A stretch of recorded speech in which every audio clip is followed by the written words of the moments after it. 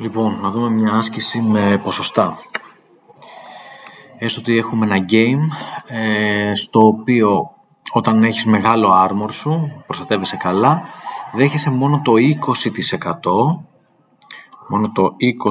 20% του damage που το τρως στη ζωή.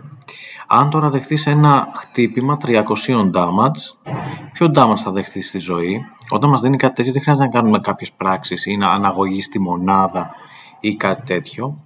Λέμε το 20% γράφεται και 20 δια 100.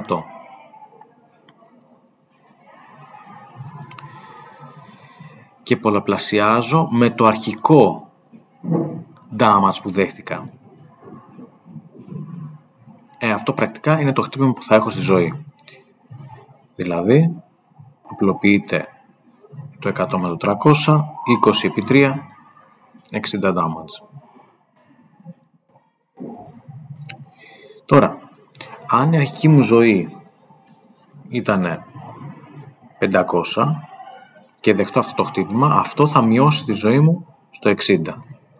Μείον 60. Άρα αυτό θα πέσει στο 440. Life.